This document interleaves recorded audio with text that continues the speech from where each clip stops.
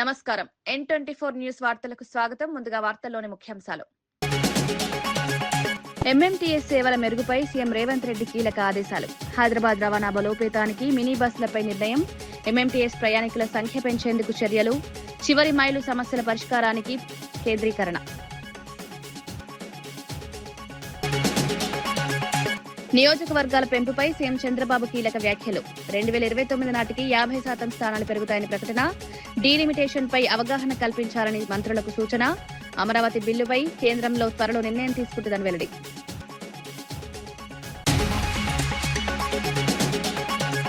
Davos పెట్టుబడులపై అసెంబ్లీలో మంత్రి శ్రీధర్ బాబు కీలక వివరణ. 2.19 లక్షల కోట్ల పెట్టుబడులు వచ్చాయని వెల్లడి. ఇప్పటికే 1000 కోట్ల ప్రాజెక్టులు భూముల కేటాయింపుపై వివరాలు. అభివృద్ధికి పెట్టుబడులు కీలకమని స్పష్టం. మార్కాపురం ప్రమాద బాధితులకు పరిహారం ప్రకటించిన వైఎస్ జగన్. మృతుల కుటుంబాలకు ₹1,00,000 ఆర్థిక సాయం. వైసీపీ బాధితులకు కుటుంబాలకు అండగా నిలవాలని జగన్ సూచనలు. ఘోర ప్రమాదంపై రాష్ట్ర వ్యాప్తంగా విషాదం వ్యక్తం చేసిన నేతలు. అమరావతి ప్రాజెక్టుపై చంద్రబాబును లక్ష్యంగా చేసుకున్న సజ్జల వ్యాఖ్య. రాజధాని పనుల్లో పారదర్శకత లేదని ఆరోపణ. అప్పులు పెంచి వివరాలు దాచిపెడుతున్నారని విమర్శ. ప్రశ్నిస్తే వ్యతిరేకుల ముద్ర వేస్తున్నారని వ్యాఖ్యలు.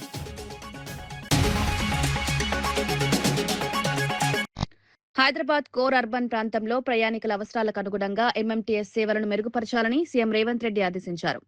ఎంఎంటీఎస్ లో ప్రయాణికుల సంఖ్య తగ్గిపోవడంపై సమీక్ష నిర్వహించారు. స్టేషన్లకు ఆర్టీసీ బస్సులు సరిగా చేరకపోవడం, లోపలికి ఉండడం వల్ల రాకపోకల్లో ఇబ్బందులున్నాయని గుర్తించారు. ఈ సమస్య పరిష్కారానికి మినీ బస్సులు నడపాలని సూచించారు. ప్రయాణికులకు సౌకర్యవంతమైన రవాణా అందించడమే లక్ష్యమన్నారు. నగర రవాణా వ్యవస్థను బలోపేతం చేయాలని అధికారులను ఆదేశించారు. ప్రజలు ఎక్కువగా ప్రజా రవాణాను వినియోగించేలా చర్యలు తీసుకోవాలన్నారు. ఈ నిర్ణయంతో ఎంఎంటీఎస్ సేవలు మరింత మెరుగుపడే అవకాశం ఉంది.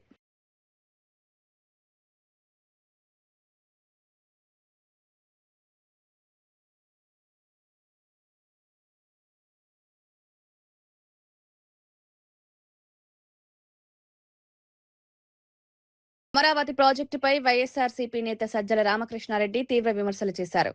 రాజధాని పేరుతో 1000 కోట్ల అప్పులు తీసుకుంటున్నారని ఆరోపించారు. ప్రాజెక్టు పనుల పురోగతిని ప్రజలకు వెల్లడించడం లేదన్నారు. ఏం జరుగుతుందో దాచిపెడుతున్నారని విమర్శించారు. ఎవరు ప్రశ్నించినా అమరావతి వ్యతిరేకులుగా ముద్ర వేస్తున్నారన్నారు. ప్రజలను తప్పుదారి పట్టించే ప్రయత్నం జరుగుతోందన్నారు. ప్రాజెక్టుపై పారదర్శకత అవసరమని పేర్కొన్నారు. ఈ వ్యాఖ్యలు రాష్ట్ర రాజకీయాల్లో చర్చకు దారితీశాయి. ఎట్లయితే ఎన్ని వందల మీటర్లు పోయి పైల్ ఫౌండేషన్ వేస్తే తప్ప నిలబడదు. ఈ అవినీతి ఊబి అనేది చంద్రబాబు నాయుడు గారు క్రియేట్ చేసింది ఎంతవరకు పోతుందో తెలియదు. దీనికి సంబంధించి ఏమైనా ఒక్క డీటెయిల్ బయటకు వస్తుందా? మా వాళ్ళ ఆర్టీఐ కింద ఎన్ని అప్లికేషన్లు పెట్టినా సమాధానం అయితే రావట్లా. నీకు నిజంగా ఏమి దీంట్లో లేకపోతే ఎందుకు ట్రాన్స్పరెంట్గా ఓపెన్గా అన్ని బయట పెట్టాడు? ఈరోజు కంటున్నారు ఇప్పుడు బిల్డింగ్ ఏదో మొదలు పెట్టారు కానీ డ్రైనేజీలు కానీ దానికి ఏమీ లేవని. మళ్ళీ దానికి సపరేట్ ఏమైనా వేస్తారేమో తెలియదు. ఈ 2 ఏళ్లలో ఏం జరుగుతున్నాయంటే పాత బిల్డింగులకు సంబంధించి మళ్ళీ 5,000 కోట్లు మొబిలైజేషన్ అడ్వాన్స్ ఇచ్చారంట. మొబిలైజేషన్ అడ్వాన్స్ అంటే ఇంకా తెలుసుగా, ముందే ఇచ్చి పని మొదలు పెట్టండి అని. లోన్ ఎంత తెచ్చారు ఇప్పటికీ? శాంక్షన్ చేయించుకున్నాడు 47,000 కోట్లు శాంక్షన్ అయింది. ఇందులో ఇప్పుడు వచ్చింది ఎంత అంటే 9,000 కోట్లు. అందులో వీళ్ళకి ఇచ్చింది ఎంత? రాగానే మొబిలైజేషన్ అడ్వాన్స్ ఇనిషియల్లోనే 50% కంటే ఎక్కువ 5,000 కోట్లు ఇచ్చేశారు. మళ్ళీ ఇందులో డైవర్షన్ అంట, అన్నదాత సుఖీభో ఒకటి 1,000 కోట్లు 960 కోట్లు ఎంతో డైవర్ట్ చేశారు. అంటే నీకు లెక్క లేదు, పత్రం లేదు. అప్పు ఇచ్చేవాడు అంటే చాలా ఎగబడుతున్నావు. నీ పలుకుబడి ఎంత ఉపయోగించి అప్పులు ఎట్లా తీసుకురావాలనే దాని మీద చూస్తున్నావు అని చంద్రబాబు నాయుడు గారు చేసే ఈ ఏడాపేడా ఎక్కడ అప్పులు దొరుకుతాయని వెతుకుతూ తెచ్చే వీటిని ఎవరైనా క్వశ్చన్ చేయబోతే వీళ్ళు అమరావతికి వ్యతిరేకం. అమరావతి ఏపీలో పార్టీ కాదా? ఎందుకు అమరావతి దీని మీద వేరే అభిప్రాయం ఉంటుంది జగన్మోహన్ రెడ్డి గారికి కానీ వైఎస్ఆర్ కాంగ్రెస్ పార్టీకి కానీ? నియోజకవర్గాల పునర్విభజనపై సీఎం చంద్రబాబు కేబినెట్ సమావేశంలో కీలక వ్యాఖ్యలు చేశారు. 2029 నాటికి రాష్ట్రంలో 50% నియోజకవర్గాలు పెరగనున్నాయని తెలిపారు. డీలిమిటేషన్ అంశంపై ప్రజలకు అవగాహన కల్పించాలని మంత్రులకు సూచించారు. బడ్జెట్లో 90% నిధులు ఉద్యోగుల జీతాలకు వెళ్తున్నాయని పేర్కొన్నారు. అయినప్పటికీ సంక్షేమం, అభివృద్ధి కార్యక్రమాల్లో తగ్గుదల లేదని స్పష్టం చేశారు. అమరావతికి చట్టబద్దత కల్పించే బిల్లును కేంద్రం త్వరలో ప్రవేశపెడుతుందని వెల్లడించారు.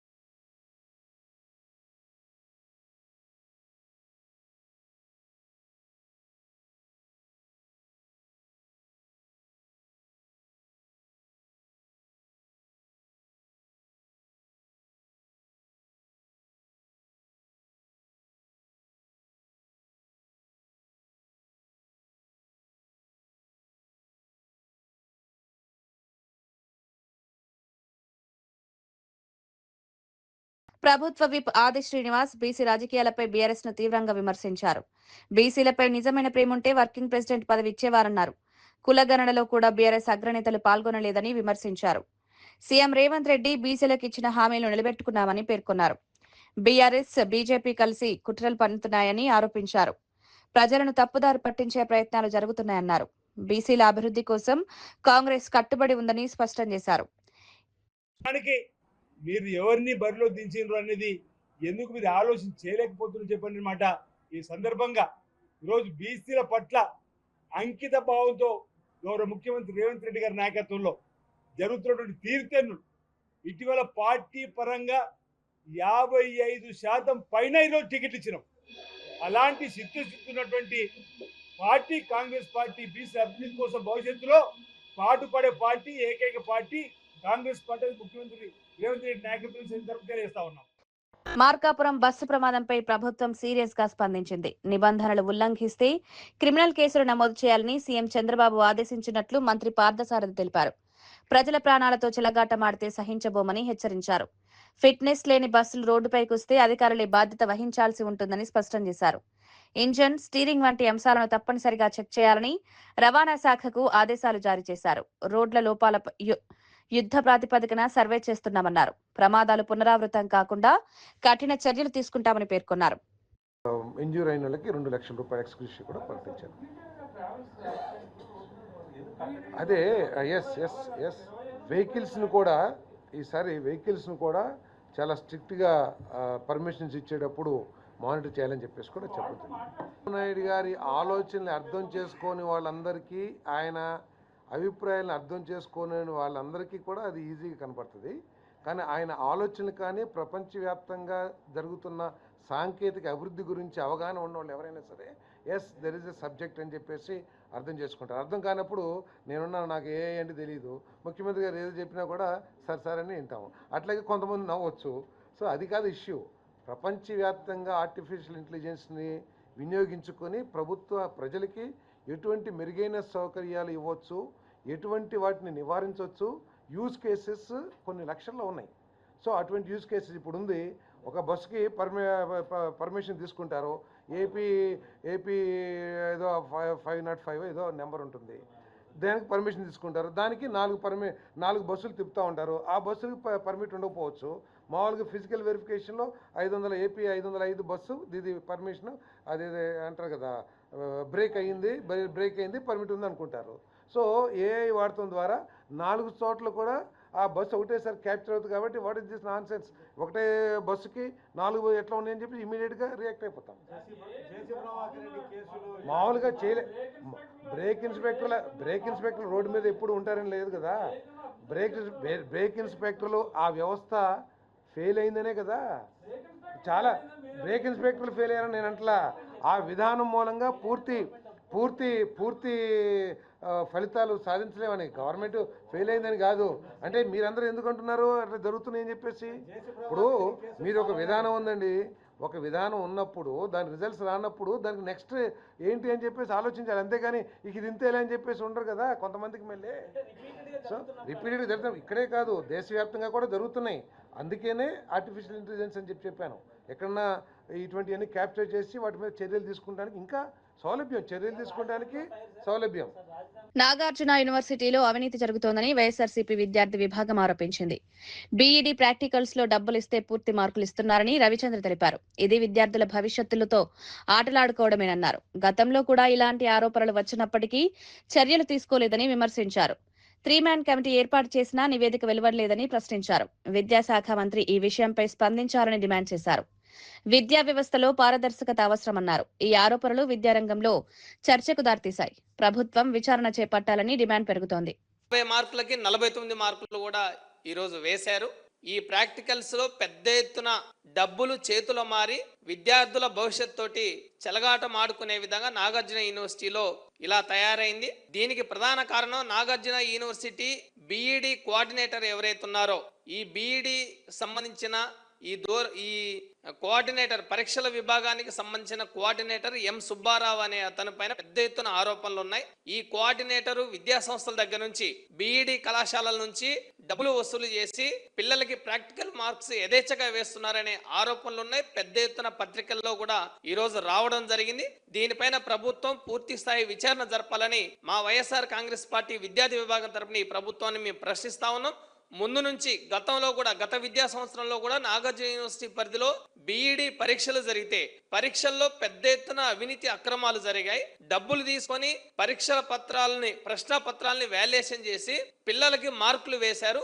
దీనివల్ల ఎవరైతే మెరిట్ స్టూడెంట్స్ ఉన్నారో మెరిట్ స్టూడెంట్స్ తీవ్రంగా నష్టపోయారని గతంలో నాగార్జున యూనివర్సిటీ ఇన్ఛార్జ్ వీసీకి మేము ఒక కంప్లైంట్ కూడా చేశాం. ఒక వినతి పత్రం కూడా మా వైఎస్ఆర్ కాంగ్రెస్ పార్టీ విద్యార్థి విభాగం ఆచార్య వీసీ ఎవరైతే ఉన్నారో గంగాధర్రావు గారికి మేము ఒక మెమోరాండం ఇచ్చాం. దాని ఆధారంగా వాళ్ళు ఏం చెప్పారంటే మేము ఇప్పటికే 3 మెన్ కమిటీ వేసాం, 3గురితో ఒక కమిటీ వేశాం. ఆ కమిటీ ఆధారంగా ఆ కమిటీ ఇచ్చే నివేదిక ఆధారంగా మేము చర్యలు తీసుకుంటామని గంగాధర్రావు గారు మాకు స్పష్టంగా హామీ ఇచ్చారు. మేము గంగాధర్రావు గారిని వీసీ గారిని ఒకటే డిమాండ్ చేస్తా ఉన్నాం, ప్రశ్నిస్తా ఉన్నాం. మీరు 3గురితో వేసిన కమిటీ నివేదిక ఏమైంది, ఆ నివేదికలో ఏమొచ్చింది, ఆ నివేదిక ఆధారంగా మీరు ఏం చర్యలు తీసుకున్నారని మేము ప్రశ్నిస్తా ఉన్నాం. ఆ నివేదిక ఆధారంగా చర్యలు తీసుకుని ఉంటే ఈరోజు మార్చి 10 నుంచి 2026 మార్చి 10 నుంచి మార్చి 26వ తారీఖు వరకు జరిగిన బీఈడి ప్రాక్టికల్స్ యథేచ్ఛగా డబ్బులు పెట్టి మార్క్స్ ని కొనుక్కునే అవకాశం లేకుండా నిర్దిష్టమైన చర్యలు తీసుకునే వాళ్ళు. అలా జరగలేదు కాబట్టి ఆ 3 మెన్ కమిటీ ఆధారంగా మీరు ఏ చర్యలు తీసుకోలేదు కాబట్టి నాగార్జున యూనివర్సిటీలో ఈరోజు ప్రాక్టికల్స్ లో నాగార్జున యూనివర్సిటీ పరిధిలో సుమారు ఒక 60 బీఈడి కాలేజీలు ఉన్నాయి. ఈ 60 బీఈడి కాలేజీలో ప్రైవేట్ బీఈడి కాలేజీలు, ఆ ప్రైవేట్ బీఈడి కాలేజీలో కూడా అధికార పార్టీకి సంబంధించిన బీఈడి కాలేజీ యాజమాన్యాలు ఎవరైతే ఉన్నారో వాళ్ళు సిండికేట్ గా మారి విద్యార్థుల దగ్గర నుంచి డబ్బులు వసూలు చేసి ఒక్కొక్క బీఈడి కాలేజీ నుంచి 15 నుంచి 20 లక్షల వరకు. ప్రభుత్వ ఆసుపత్రుల్లో శానిటేషన్ పనుల టెండర్లపై వైఎస్ఆర్సీపీ నేతలు ఆరోపణలు చేశారు. మ్యాన్ పవర్ ఏజెన్సీలకు అడ్డగోలు నిబంధనలు పెట్టి కాంట్రాక్టులు కేటాయించారని పుత్తా శివశంకర్ రెడ్డి విమర్శించారు. తమ అనునాయులకు మాత్రమే పనులు ఇచ్చారని ఆరోపించారు. పారదర్శకత లేకుండా టెండర్ ప్రక్రియ నిర్వహించారని పేర్కొన్నారు. ప్రజాధనం దుర్వినియోగం అవుతోందన్నారు. ఈ వ్యవహారంపై పూర్తి విచారణ జరపాలని డిమాండ్ చేశారు. వాళ్ళు మీట్ కాకపోతే ఈ శానిటైజేషన్ అదేవిధంగా వీళ్ళకి ఆ మ్యాన్ పవర్ ఏజెన్సీకి సెక్యూరిటీ సిబ్బంది వీళ్ళందరికీ కూడాను ఎఫ్ఆర్ఎస్ అనేటువంటి ఒక నిబంధన పెట్టారు, ఫేషియల్ రికగ్నిషన్ సిస్టమ్ అని. ఆ కండిషన్ ప్రకారము తప్పకుండా 95% హాజరు ఉండాలి. ఎఫ్ఆర్ఎస్ సిస్టమ్ లో వీళ్ళ ఫేషియల్ రికగ్నిషన్ ద్వారా అటెండెన్స్ పడి 95% మినిమం అటెండెన్స్ ఉంటేనే వారికి బిల్లులు అనేటువంటిది 100% ఇవ్వాలి. ఒకవేళ తక్కువ అయితే ప్రోరేటా బేసిస్ లో ఉదాహరణకు 65% అటెండ్ అయ్యారు లేదా 70% అటెండెన్స్ అయ్యారు, వాళ్ళ యొక్క మంత్లీలో 70% రోజులే, ఆ 70% మాత్రమే బిల్లులు ఇవ్వాలి.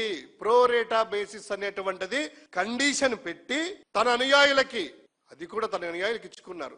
చివరకు ఆ కండిషన్ కూడా ఈ రోజు మీట్ కాక మౌఖిక ఆదేశాలతో ప్రభుత్వము ఆ యొక్క కండిషన్ కూడా తీసేసి 65% హాజరు ఉన్నా కూడాను 100% బిల్లులు చెల్లించేటువంటి కొత్త సంప్రదాయానికి తెరలేశారు. ఈరోజు అంటే విచ్చలవిడిగా అడిగే వాళ్ళు లేరు కదా, మేము ఎలా చేస్తే ఏంటి, మా అనుయాయులకు కదా, ఒకవేళ వాళ్ళకి తగ్గించిస్తే కమిషన్ కూడా తగ్గించి వస్తుంది అనేటువంటి ఆలోచనతో 100% చెల్లిస్తే కమిషన్ లో ఆ ప్రోరేటా బేసిస్ లో తక్కువ వస్తుంది కదా.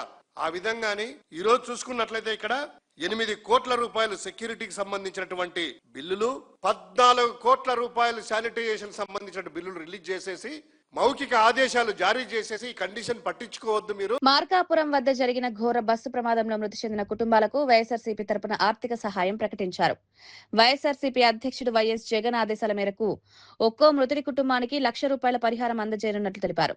బాధిత కుటుంబాలకు అండగా నిలవాలని పార్టీ నేతలకు సూచించారు. ప్రమాదంలో ప్రాణాలు కోల్పోయిన వారి కుటుంబాలు తీవ్ర విషాదంలో ఉన్నాయని పేర్కొన్నారు. వారికి తక్షణ సాయం అందించడం బాధ్యతగా భావిస్తున్నామని తెలిపారు. ఈ చర్యతో బాధిత కుటుంబాలకు కొంత ఊరట లభించనుంది. ఈ ఘటన రాష్ట్ర వ్యాప్తంగా దిగ్భ్రాంతిని కలిగించింది. ఆత్మశాంతి కలగాలని చెప్పేసి మనస్ఫూర్తిగా కోరుకుంటున్నాము. ముఖ్యంగా ఇటువంటి ఇన్సిడెంట్లు రీసెంట్గా కర్నూలులో జరిగింది, మళ్ళా ఇప్పుడు జరిగింది.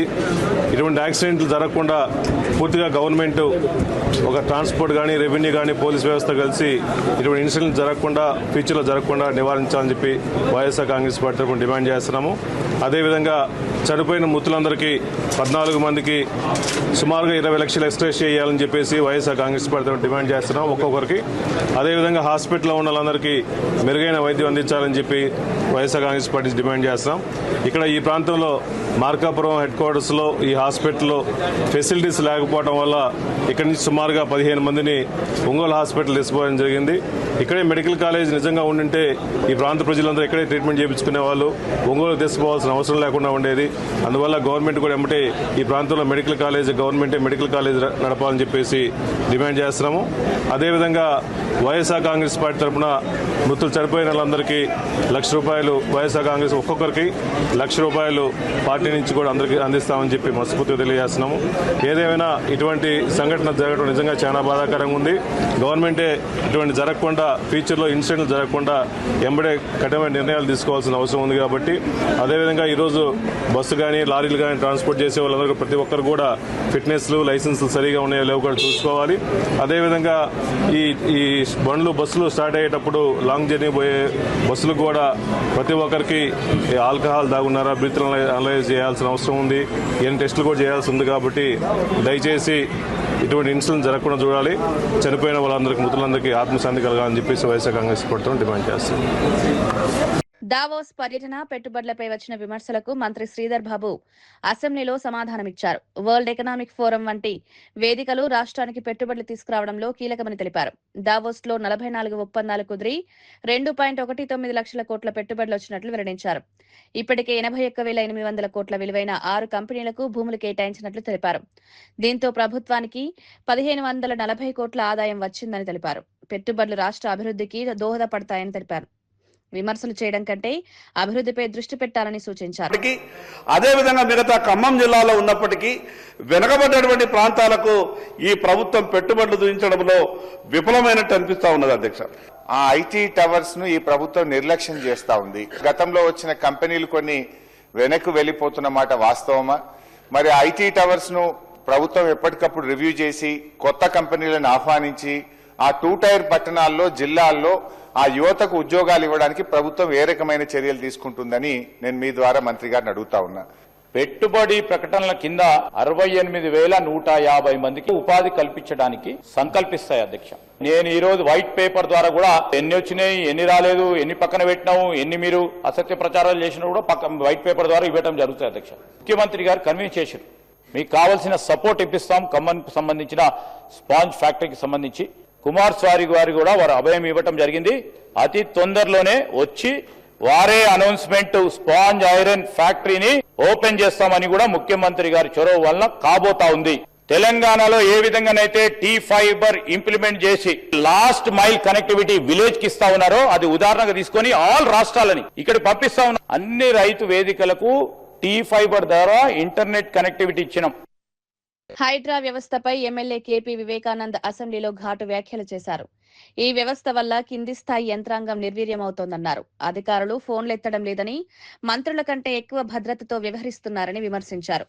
ప్రభుత్వ భూములను కాపాడుతున్నామని చెప్పుకుంటున్నప్పటికీ పేదల ఇళ్లను కూల్చి అన్యాయం చేస్తున్నారని ఆరోపించారు. మూసీ ప్రక్షాళన, మెట్రో పనుల జాప్యంపై కూడా ప్రభుత్వాన్ని నిలదీశారు. ప్రజలకు ఇబ్బందులు కలగకుండా పాలన సాగించాలన్నారు. ఈ వ్యాఖ్యలు అసెంబ్లీలో చర్చకు దారితీశాయి. కాబట్టి గవర్నమెంట్ సపోర్ట్ చేయాలి, వాళ్ళకి ఏదో రకంగా సపోర్ట్ చేస్తూనే బాగుంటుంది. ఎందుకంటే ఎండి అశోక్ రెడ్డి గారు ఏమి మేము ఫోన్ చేస్తున్నాము, మాకు మా కాలేరు వెంకటేష్ గారు చెప్పారు, మీరు మూసి ప్రక్షాళన చేస్తా అంటారు, ₹1,00,00,000 లైన్లు ఇవ్వమంటే వాటర్ లైన్లు ఇస్తలేరు, మూసి ప్రక్షాళన ఏం చేస్తారని అడిగింది. ఈ పరిస్థితి అది ఉంది. ఈరోజు మేము కూడా ఆఫీసర్ ఇబ్బంది పెట్టలేము. ఈరోజు వాళ్ళ గోల్స్లో క్లియర్గా వాళ్ళ గోల్స్లో ఏముంది అధ్యక్ష? ఈరోజు గోల్స్ ఆఫ్ ది హెచ్ఎండబ్ల్యూఎస్ ఏం చెప్పింది? The board is committed to achieving 100% water supply services up to ORR limits, 100% of sewerage services up to ORR limits. అధ్యక్ష, ఈ గోల్స్ ఫుల్ఫిల్ కావడానికి హెచ్ఎండబ్ల్యూఎస్ దగ్గర ప్రణాళికలు ఏమున్నది, దీనికి డబ్బులు ఎంత అవుతాయి, దీనికి బడ్జెటరీ లొకేషన్స్ ఇచ్చిన పైసలకు రూపాయి పుట్టాల బలి కూడా సరిపోవు అధ్యక్ష. మీ గోల్స్ అచీవ్ కావాలంటే 100% గోల్స్ అచీవ్ కావాలంటే మీ ప్లాన్ ఆఫ్ యాక్షన్ ఎన్ని రోజులు పూర్తి చేయగలుగుతారు, మీ మెయిన్ లైన్స్ ఏంది, మీ సబ్ లైన్స్ ఏంది, కొత్తగా వచ్చే హ్యాబిటేషన్స్ ఏంది, చాలా ర్యాపిడ్గా పెరుగుతూ ఉంది, పర్మిషన్స్ వస్తూ ఉన్నాయి. కాబట్టి జనాలు పెరుగుతూ ఉన్నారు. నేను ఫస్ట్ టైం ఎమ్మెల్యే అయినప్పుడు 3 లక్షల అధ్యక్ష నా ఓటర్లు, ఈరోజు 8 లక్షలు వచ్చారు. వచ్చి ఎమ్మెల్యే మీద పడతారు కదా అధ్యక్ష. కాబట్టి ఈ యొక్క మీరు కవరేజ్కి ఏ రకంగా చేస్తారో మొత్తం ఓవరాల్ ది ఏరియాకి మీరు ఇప్పటివరకు చేయగలుగుతారు. దీంట్లో క్లారిటీ ఇవ్వాల్సిందిగా నేను మీ ద్వారా మంత్రి గారు కోరుతాను అధ్యక్ష. అదేవిధంగా ఇంతకుముందు మీకు చెప్పిన ఇప్పుడు ఇంతకుముందు చెప్పినట్టుగా సరే సార్ ఏకీ సబ్జెక్ట్ 2 సబ్జెక్టు సార్ అధ్యక్ష. సికింద్రాబాద్ కంటోన్మెంట్ బోర్డు విలీనం కోసం జరిగిన నిరసనలో గాయపడిన బీఆర్ఎస్ నేత మన్నె కృష్ణాంగ్ ను కేటీఆర్ పరామర్శించారు. ఆయన నివాసానికి వెళ్లి ఆరోగ్య పరిస్థితిపై ఆరా తీశారు. విలీనం కోసం చేపట్టిన 1,00,000 సంతకాల సేకరణ కార్యక్రమాన్ని అభినందించారు. ఈ కార్యక్రమం ప్రజల్లో చైతన్యం తీసుకొచ్చిందని పేర్కొన్నారు. కేటీఆర్ తో పాటు మాజీ మంత్రులు పద్మారావు, మల్లారెడ్డి పాల్గొన్నారు. కంటోన్మెంట్ ప్రాంత అభివృద్ధికి విలీనం అవసరమని తెలిపారు. జీవన్ రెడ్డి రాజీనామా సందర్భంగా చేసిన వ్యాఖ్యలను కాంగ్రెస్ నేతలు తీవ్రంగా ఖండించారు. పార్టీపై బురద జల్లడం సరైంది కాదని పేర్కొన్నారు. 4 దశాబ్దాలుగా పార్టీలో ఉండి ఎన్నో పదవులు అనుభవించిన ఆయన ఇలా మాట్లాడడం బాధాకరమన్నారు. ఎమ్మెల్సీగా ఉండగానే ఎమ్మెల్యే, ఎంపీ టికెట్లు ఇచ్చి పార్టీ గౌరవించిందని గుర్తు చేశారు. ఇప్పటికైనా విజ్ఞతతో వ్యవహరించాలని సూచించారు. పార్టీపై విమర్శలు చేయడం కంటే బాధ్యతగా వ్యవహరించాలని హితవు పలికారు. ఆయన స్వార్థ ప్రయోజనం కోసం పార్టీని వీడుతూ ఈ రాష్ట్ర ముఖ్యమంత్రి పైన, ఈ రాష్ట్రంలో అధికారంలో రావడానికి రాహుల్ గాంధీ గారి కృషితో పాటు ఈ రాష్ట్రంలో పిసిసి ప్రెసిడెంట్గా రేవంత్ రెడ్డి గారి యొక్క నాయకత్వం, ఇవన్నీ కూడా ఉమ్మడిగా కష్టపడి ఈ రాష్ట్రంలో రాజకీయంలో రేవంత్ రెడ్డి గారి నాయకత్వంలో అధికారంలోకి రావడం జరిగింది. బహుశా ఈ రాష్ట్రంలో ఉన్న ప్రజానీకానికి తెలియంది కాదు ఇది. ఆ విషయము ఆయన జీవన్ రెడ్డి గారికి కూడా ఈ విషయంపై పూర్తి అవగాహన ఉంది. కానీ పార్టీ నుంచి బయటకు వెళ్ళే ముందు ఖచ్చితంగా ఎవరిపైనో ఒకరిపైన అభాండాలు వేయాలని ఒక లక్ష్యాన్ని నిర్దేశించుకొని అందుకు అనుగుణంగానే రాష్ట్ర ముఖ్యమంత్రి గారిపైన ఆయన చేసినటువంటి ఆరోపణలను తీవ్రంగా ఖండిస్తున్నాం. ఎందుకంటే ఈ రాష్ట్రంలో కేసీఆర్ అనే ఒక రాక్షసుడి నుంచి, ఆ కబంధ హస్తాల నుంచి ఈ రాష్ట్రాన్ని విడిపించాలని ఒకే ఒక లక్ష్యంతో ఎన్నో వ్యయ ప్రయాసాల కోర్చి అవమానాలు దిగమింగి ఎన్ని కష్టాలను ఎదురొచ్చినా వాటన్నిటిని ఫేస్ చేస్తూ ఈరోజు ఈ రాష్ట్రంలో ఒక రాక్షస పాలనకు తెరదించి ఇందిరమ్మ ప్రజాపాలనకు నాంది పలికినటువంటి వ్యక్తులలో రేవంత్ రెడ్డి గారు ముందుంటారు. అటువంటి వ్యక్తి పైన లేనిపోని ఆరోపణలు చేసినటువంటి వ్యక్తి అడుగులకు మడుగులొత్తిన వాళ్ళకే రేవంత్ రెడ్డి గారు పనిచేస్తారని చెప్పినటువంటి మాట ఏదో జీవన్ రెడ్డి గారు అన్నారు. నేను అడుగుతున్నా, నీకు ఎమ్మెల్యే టికెట్ రావడానికి కానీ ఎంపీ టికెట్ రావడం కానీ మీరు అదే పని చేసినారని ఒకసారి మీరు ఆత్మ పరిశీలన చేసుకోమని. ఎందుకంటే పెద్దలు మీ విజ్ఞతకు వదిలేస్తున్నాం. ఎందుకంటే మీరు తప్పు మాట్లాడరు కాబట్టి మీ మీద స్పందించాల్సిన పరిస్థితి వస్తుంది. ఇప్పుడు కాంగ్రెస్ పార్టీ ఒక లైన్ పెట్టుకొని ఎమ్మెల్యేకు పోటీ చేసిన వాళ్ళకు వేరే టికెట్ ఇవ్వకూడదని నిర్ణయించుకున్నప్పుడు కూడా రేవంత్ రెడ్డి గారి యొక్క ఆలోచనతోటి సీనియర్ నాయకుడైన నీకు ఇక్కడ టికెట్ ఇవ్వడం ద్వారా మీకు న్యాయం చేసినట్టయితే అంటే ఒకే ఒక ఉద్దేశంతో నిజామాబాద్ పార్లమెంట్ టికెట్ కూడా ఏఐసిసి మీకు అప్పచెప్పడం జరిగింది. 40 సంవత్సరాల మీ సుదీర్ఘ అనుభవంలో కాంగ్రెస్ పార్టీలో జరిగే నిర్ణయాలు రాష్ట్రంలో జరుగుతాయా, మన ఏఐసిసిలో జరుగుతాయా అనే విషయాన్ని మీకు పూర్తిగా అవగాహన ఉన్నటువంటి వ్యక్తులు.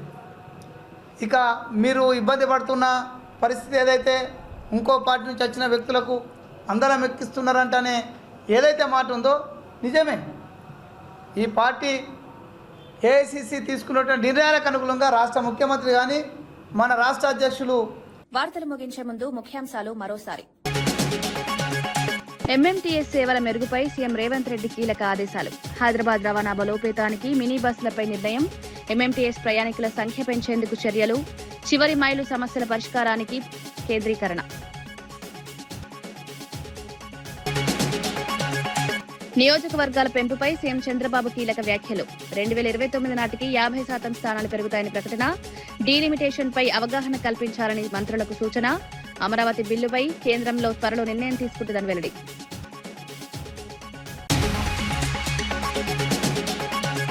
దావోస్ పెట్టుబడులపై అసెంబ్లీలో మంత్రి శ్రీధర్ బాబు కీలక వివరణ. 2.19 లక్షల కోట్ల పెట్టుబడులు వచ్చాయని వెల్లడి. ఇప్పటికే 1000 కోట్ల ప్రాజెక్టులు, భూముల కేటాయింపుపై వివరాలు, అభివృద్ధికి పెట్టుబడులు కీలకమని స్పష్టం. మార్కాపురం ప్రమాద బాధితులకు పరిహారం ప్రకటించిన వైఎస్ జగన్. మృతుల కుటుంబాలకు ₹1,00,000 ఆర్థిక సాయం. వైసీపీ బాధితులకు కుటుంబాలకు అండగా నిలవాలని జగన్ సూచనలు. ఘోర ప్రమాదంపై రాష్ట్ర వ్యాప్తంగా విషాదం వ్యక్తం చేసిన నేతలు. అమరావతి ప్రాజెక్టుపై చంద్రబాబును లక్ష్యంగా చేసుకున్న సజ్జల వ్యాఖ్య. రాజధాని పనుల్లో పారదర్శకత లేదని ఆరోపణ. అప్పులు పెంచి వివరాలు దాచిపెడుతున్నారని విమర్శ. ప్రశ్నిస్తే వ్యతిరేకుల ముద్ర వేస్తున్నారని వ్యాఖ్యలు. ఇవి ఈనాటి వార్తా విశేషాలు. మరో బులెటిన్లో మళ్ళీ కలుద్దాం. నమస్కారం.